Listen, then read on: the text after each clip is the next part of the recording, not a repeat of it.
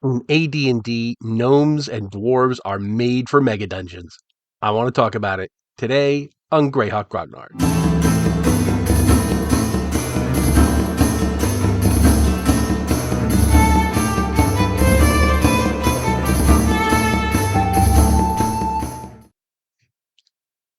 A lot of assumptions that went into the first edition AD&D rules. They assumed that people were going to be playing like them across the country, and few actually did. Mostly because we didn't have any actual examples of what a mega dungeon looked like. There was no Castle Greyhawk, there was no Castle Blackmoor or anything like that. But nevertheless, in the original Player's Handbook, there are a few rules that explicitly are really designed to work in the sort of mega dungeons where D&D was originally born. Even though we got the examples were like more tournament dungeons where this stuff didn't really matter, in a mega dungeon there are a lot of different assumptions, and that is the only context in which these rules make sense. And I'm going to speak specifically about dwarves and gnomes. So I'm just going to read a few things for you here. Dwarves are miners of great skill. They are able to detect the following facts when within 10 feet or less of the particular phenomenon. Um, except for determination of approximate depth. Okay, so they can detect a grade or slope in a passage, upwards or downwards. And the reason this is important is because in those original mega dungeons, there would be sloped passages, so that you could actually go from level 3 to level 4 and not even realize it, because the slope is so subtle that you're not going to know that there's a sloping passage, and you're all of a sudden going to end up on a deeper dungeon level. And the reason that matters is because the way these things worked, the deeper you went, the harder it got. So if you're on the first level of the dungeon, you're going to be fighting giant rats and giant centipedes and stuff. If you're on the fourth level of a dungeon, you're going to be fighting gargoyles and things like that. So there's a definite reason that it matters how deep you are in the dungeon, and if you don't know that, then you're going to be in trouble. That'll also come up in a second. Detect new construction or passage/tunnel. Again, what they did back in the day was, especially in Gary's campaign, we know this for a fact, he would create new side levels. And all of a sudden, your party would be walking past a place where you've been a dozen times before, and all of a sudden, there's a passageway that you didn't notice before. This ability of the dwarf will let you know, oh, this is something new.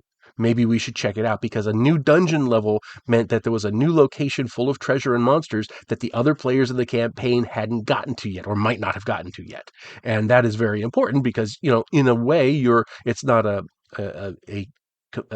collaborative thing, it's a competition as well, because if you and your friends can hit a dungeon level before the other members in the campaign who might be playing next Tuesday, then you're going to have the advantage over them because you're going to have first crack at the treasure.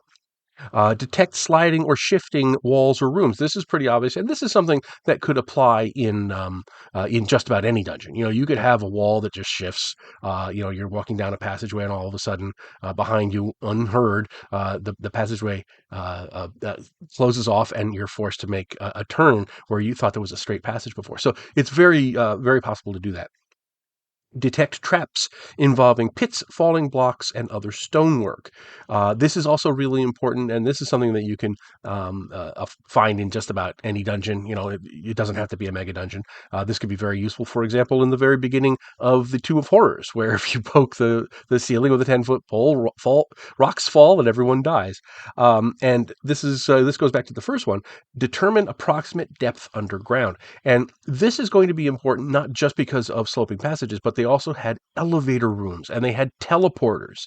So you could go into a room and all of a sudden, you open the door again and you're not in the same place you were. Congratulations, you found an elevator and now you're on some other level of the dungeon. It could have gone up, it could have gone down. Magically, you don't know, or maybe you do know. Maybe you could feel it dropping, but you don't know how far you've dropped. And again, the deeper you go, the harder it gets. So this matters enormously. It also matters in terms of how do you get out of the dungeon. You might know where the exit is on level 3, but you don't know if you don't know which level you're on, you have no idea where the exit is, and that could be a catastrophe for any party. Now, gnomes have similar but not identical powers. So having a mix of these races in a mega dungeon can be really important. So for gnomes, they can detect grade or slopes and passages. They can detect unsafe wall ceilings or floors, just like the dwarves.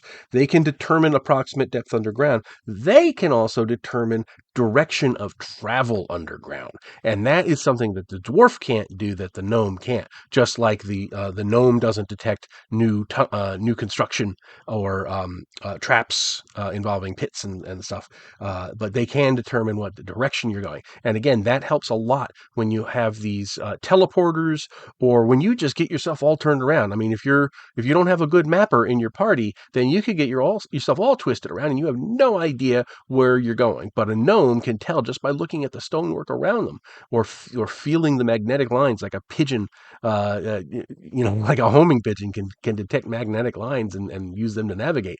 A gnome, for whatever reason, maybe they lick the wall and they can determine by taste what the thing is. Who knows? But they can determine what direction you're moving in, and that can be really, really important, especially when you're trying to get the heck out of a dungeon. So there's a lot of other stuff here too. If you look at way in the back, and this isn't specific to gnomes and dwarves, but there's a whole section on doing a successful adventure, and this talks about setting an objective. For example, whether the purpose is as simple as to discover a flight of stairs to the next lowest unexplored level, or so difficult as to find and destroy an altar to an alien god. Some firm objective should be established and adhered to strongly as possible. So that is something that you're not going to see in a tournament style dungeon. Just finding the stairs to level 2 isn't going to do you a whole lot of good in say the Hall of the Fire Giant King. That's not your objective. But when you're doing a purely exploration type game in a mega dungeon setting, it can be really important. So you identify, okay, well, here's the stairs to the next level. We'll hit that next time we get together, that kind of thing. So there are rules implicit in the game, and explicit as well, that are really geared towards mega dungeon play, and having a campaign where you're not always playing with the same group of players every night. Some group of players can play Monday, then a different group of players, maybe there's some overlap, will play on Wednesday. There was a whole different way of playing, and you see that especially in the Dungeon Master's Guide, when he says, "You cannot have a meaningful campaign if strict time records are not kept, dagnabbit." So that's you get that. So anyway, hope you enjoyed this one. Let me know what you think in the comments. I'd love to hear your experiences with these rules in particular. Did you ever use them outside of a mega dungeon? If you've run mega dungeons, have these come into play? I know for my own Castle Mad Archmage, I have explicitly done stuff throughout the dungeon to take advantage of those rules.